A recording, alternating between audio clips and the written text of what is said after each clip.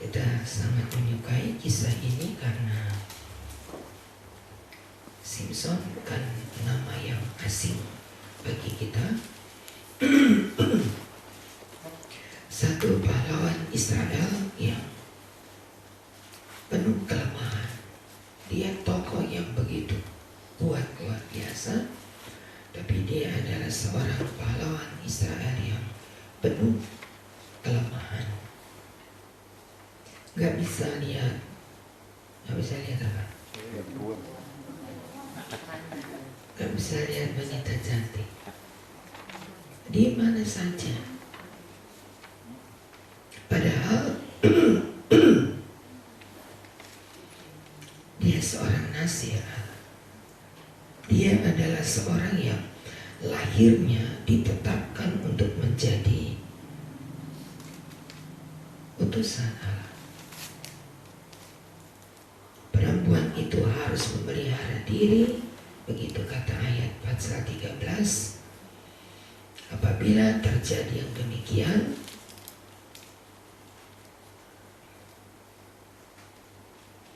bagaimanakah nanti cara hidup anak itu dan tingkah lakunya?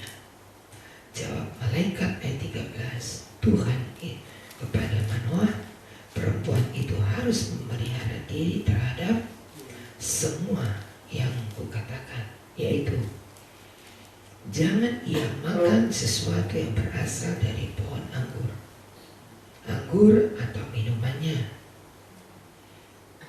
dan sesuatu yang haram tidak boleh dimakan. Ia harus berpegang pada segala yang kuperintahkan kepadanya. Bagaimana aku bisa menjaga anakku begini?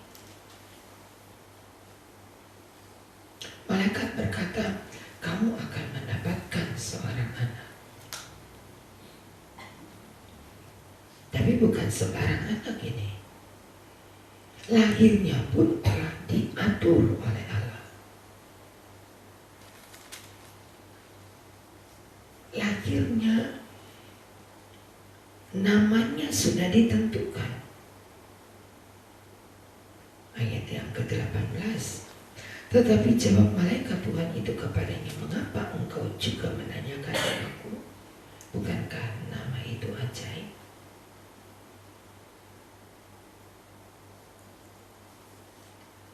Allah telah tentukan hidup Simson menjadi alat di dalam tangannya. Dan kita melihat bahwa Simson tidak sempurna 100%. Yang kita baca di pasal 14 adalah seorang Simson yang begitu lemah. Di satu sisi dia menurut pemandangan kita adalah orang yang kuat.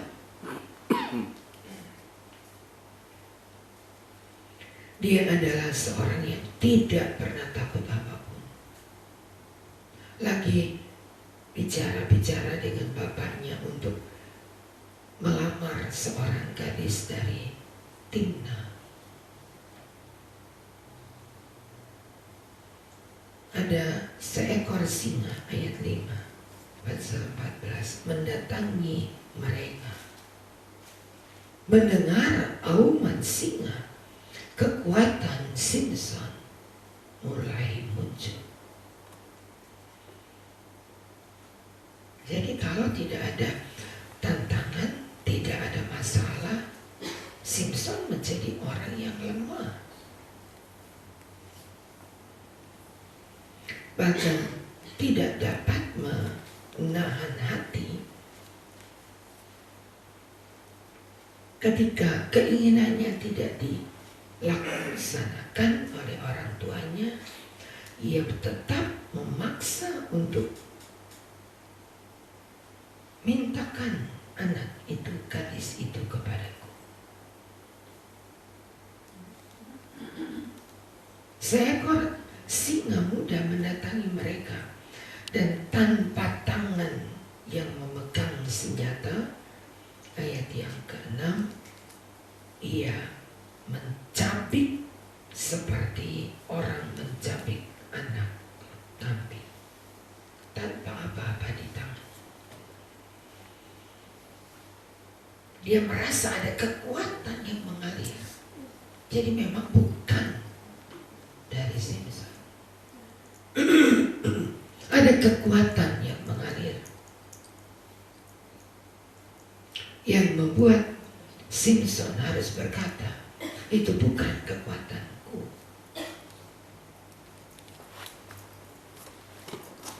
Ketika pasal 14 ditutup dengan Simpson dipermainkan oleh pemuda-pemuda, 30 orang pemuda yang duduk untuk mempermalukan Simpson. Kembali ayat 19, maka berkuasalah roh Tuhan atas dia.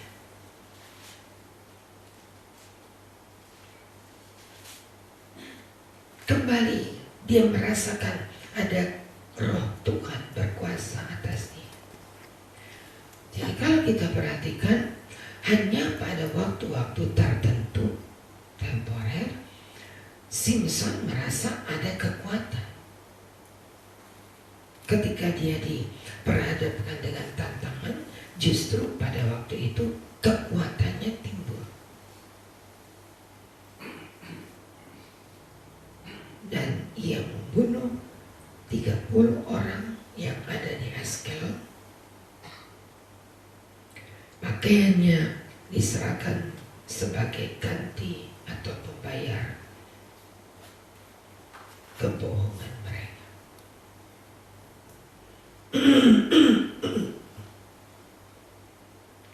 Sekali peristiwa kemudian di pasal yang ke-15 yang kita telah lihat beberapa waktu yang lalu, Simpson menantang 1000 orang.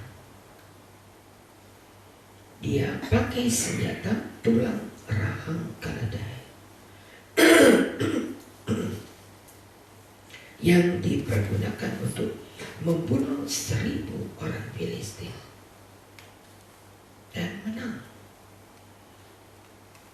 Ia mengarang sebuah lagu ayat 16, dengan rahang keledai bangsa keledai ini kuhajar, dengan rahang keledai 1000 orang kupukul.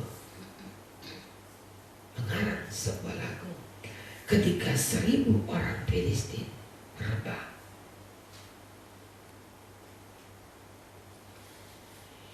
Tetapi kembali Simpson merasakan ada kelemahan tubuhnya.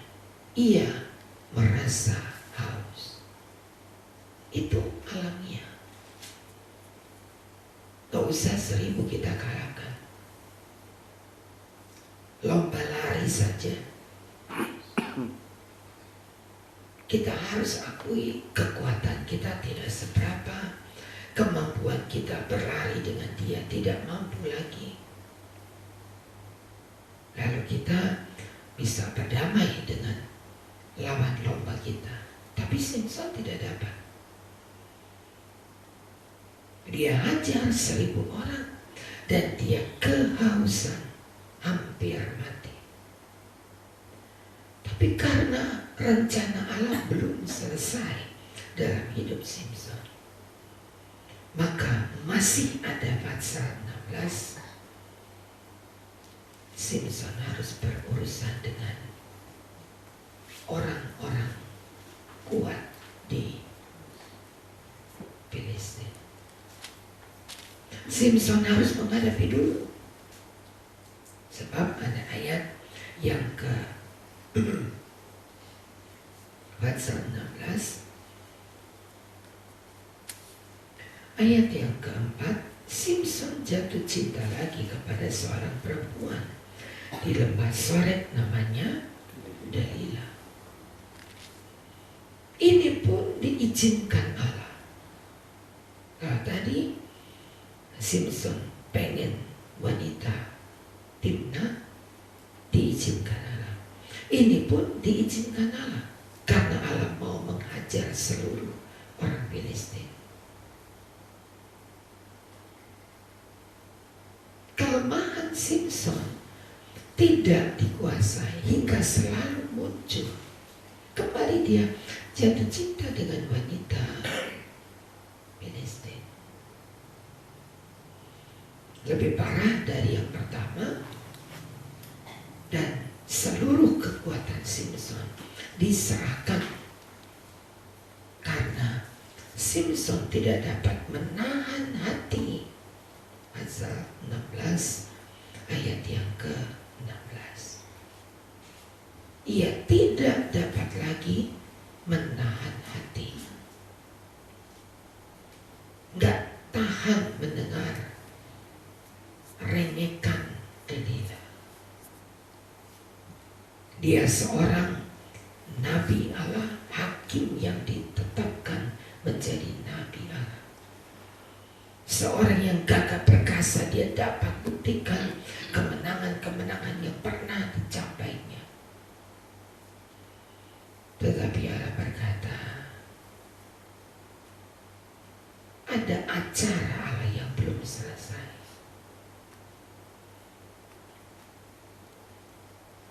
Dan Simson menyerahkan seluruh rahasia kekuatan Simson. Dia mengambil semuanya, dicukurnya semua gundul rambut Simson. Lalu diikat tangannya. Setelah semuanya selesai, Simson dibangunkan.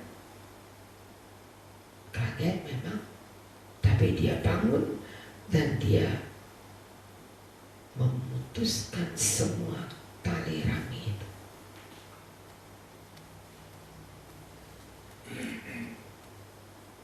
Makanya sudah tidak ada, dicongkel. Lalu ia digiring kepada tempat penggilingan, pengiring gandum. Ia dimasukkan ke dalam penjara di bawah tanah. Tanggung jawabnya menggiling gandum dengan mata buta. Bukan remang-remang, tapi buta. Dalam kesendiriannya, Simson berseru kepada Tuhan. Ada saat-saat yang baik di mana Allah ingin berbicara dengan kita. Sebab itu saudara, jangan bandel-bandel sama Tuhan. Allah ingin membuat kita punya waktu untuk dapat bercakap dengan Dia. Kalau kita tidak memberikan waktu untuk dapat bercakap dengan Allah, Allah cari waktu untuk itu. Dalam penjara, Simson bercakap kembali dengan Allah. Ia menangis.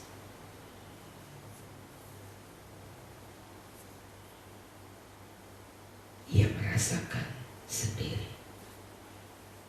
Tidak ada seorang pun di sampingnya. Orang-orang yang tadi mereka mengeluh-elukan Simson tidak kedengaran lagi, senyap. Cuma ada Simson dengan Allah. Allah ada di tempat-tempat yang paling sunyi dalam hidup kita. Allah ada. Tidak ada orang di sampingnya, sendiri. Tetapi Allah ada untuk Simson. Dan dia banyak bercakap-cakap dengan Simson. Hingga pada satu waktu, ketika pesta besar-besaran digelar di Filistin, maka orang berkata, panggillah Simson ayat 25 untuk melawak bagi kita. Jadi dianggap Simson adalah tukang lawak. Panggil. Lalu Simson dipanggil dan ia melawak di depan mereka. Anak Tuhan loh ini, hamba Tuhan lagi.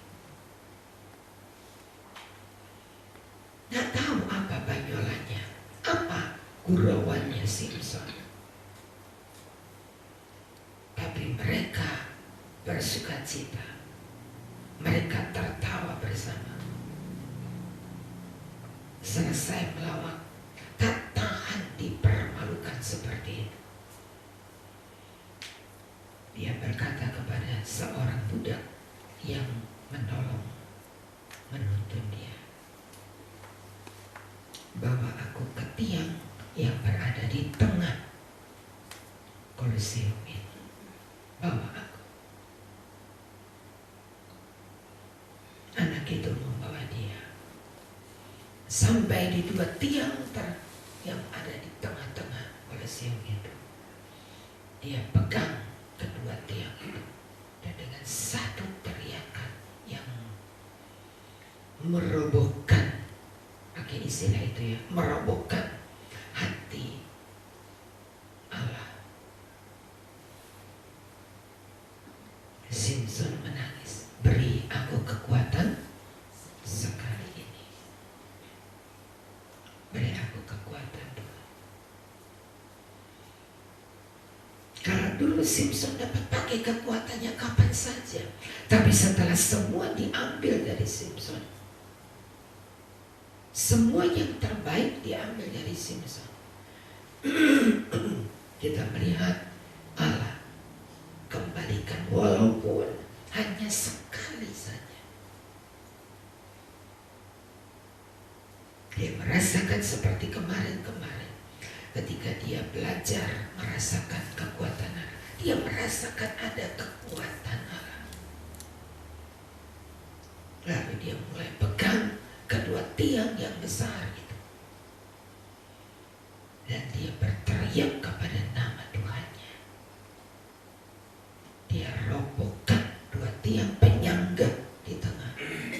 Otomatis Kolosium yang di atasnya ambruk. Dan belum pernah ia mengalahkan orang-orang Filistin seperti yang terakhir ini. Yang mati dibunuh pada waktu matinya 3.000 orang. Terakhir kita baca 1.000 orang dia bunuh.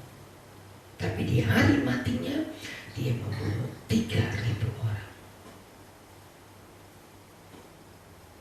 Lebih banyak daripada yang dibunuh pada waktu hidupnya. Allah tahu kita bukan manusia sempurna.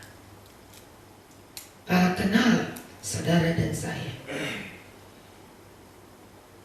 Tapi Allah tidak kurang cara mempergunakan kelemahan saudara. Diubahkannya kelemahan-kelemahan kita. Paulus berkata dalam 2 Korintus 12, ayat yang sangat terkenal, 2 Korintus 12, 3 kali aku minta supaya utusan iblis yang menggocok aku itu diangkat daripada. Ayat yang ke-8 dan ayat 9, silakan. Tentang hal itu bersama-sama 3, 4. Tetapi jawab Tuhan kepadaku, cukuplah kasih karuniaku bagimu, sebab justru dalam kelemahanlah kuasaku menjadi sempurna.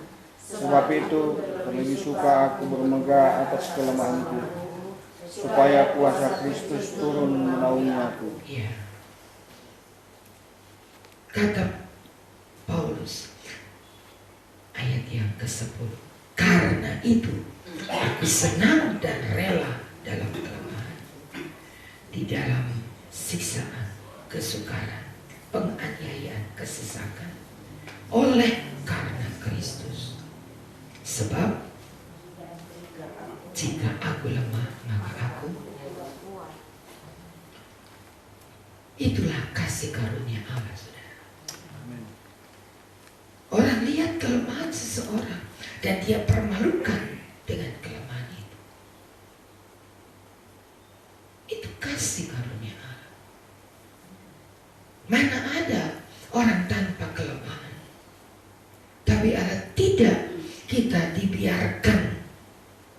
kelemahan itu mempermalukan kita. Paulus sangat tahu ia bukan orang yang hebat. Panggilan Allah kepada Paulus membuat mata Paulus menjadi cacat. Begitu sakitnya. Cahaya kemuliaan Allah yang menerpa Paulus membuat, dulu belum ada operasi mata, hingga cacat mata Paulus merupakan duri terutama dalam pelayanannya. Beberapa kali kita baca di dalam suratnya, aku harus menulis surat ini dengan tulisanku yang besar-besar. Karena memang cacat mata Paulus. Bukan berarti Allah tidak dapat menyembuhkan dengan sempurna. Ada kelemahan-kelemahan karena Kristus yang kita baca tadi. Tapi tiap kali Paulus merasakan betapa luar biasa sakitnya dan tidak bisa melihat, sementara dia kepengen sedang menulis surat kepada jemaat A, kepada jemaat B, kepada jemaat C. Dia sedang menulis, tetapi matanya tidak tahan ketika berlama-lama untuk menulis. 3 kali aku minta Tuhan angkat duri itu, sakit cacat matanya bagaikan duri, untuk angkat duri dari mata. Tapi Allah berkata, cukup, kasih karuniaku cukup bagimu. Masih ingat beberapa hari yang kemarin kita melihat bagaimana Yakub berjalan pincang. Karena apa itu? Karena apa dia jalannya pincang? Karena Allah pukul pangkal paha Yakub pada waktu bergumul dengan malaikat. Ada kelemahan, tapi ada kelemahan karena Kristus. Kalau dia jalan pincang, dia tidak merasa, kenapa aku sekarang jalannya pincang ya? Ada kelemahan yang diizinkan Allah. Karena Kristus loh, bukan kelemahan kita yang buruk, tapi karena Kristus. Paulus berkata, maka terlebih aku suka di dalam kelemahan ini. Sebab pada waktu aku lemah, di situ aku kuat. Allah pakai saat, bukan Allah pakai kelemahan, Allah pakai saat kelemahan kita, merupakan bukti Allah punya kasih karunia. Begitu pula kepada Simson. Pada waktu dia benar-benar tidak mampu, berteriak kehausan, mau mati rasanya, dan Allah berikan bukit batu di sebelahnya mengeluarkan air untuk diminum. Dan pada waktu itu Simson kuat kembali. Pasal 15 ayat yang ke-19. Allah membelah tiang batu yang dilegi itu, dan keluarlah air dari situ. Ia minum, lalu menjadi kuat dan segar kembali. Dia minum air dari liang batu yang dipecahkan Allah, dan ia menjadi kuat dan segar kembali. Karena Allah tahu bagaimana mengatasi kelemahan Simson.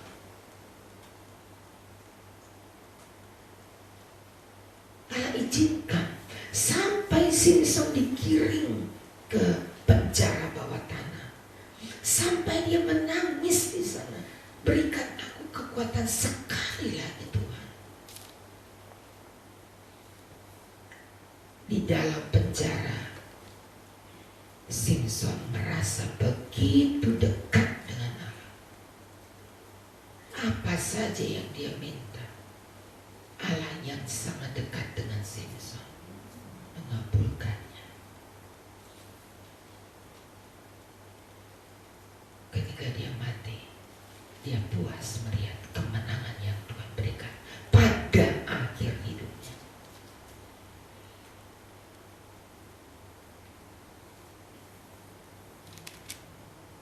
Lagu lama yang ada di kidung jemaat juga ada. Ku lemah, Yesus kuasa. Ada. Semua kita punya saat lemah.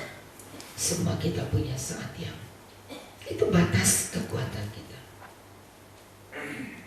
Tapi Allah sanggup membuktikan pada waktu engkau tidak berdaya, pada waktu engkau tidak mampu, kita dipaksa untuk berteriak kepada Tuhan. Seperti Simson. Hingga dia dapat berkata, pada waktu aku lemah, di situ aku kuat. Bukan pada waktu aku lemah aku hancur. Bukan. Pada waktu aku lemah, di situ aku kuat. Karena di luar batas kita berdiri Allah di sana. Banyak kali kita sudah berkata, udah sampai batas saya, udah gak sanggup lagi, udah sampai batas. Kalau ini batasannya, maka Allah selalu ada di pada waktu kita sampai batas ini, Allah ada di luar batas kita.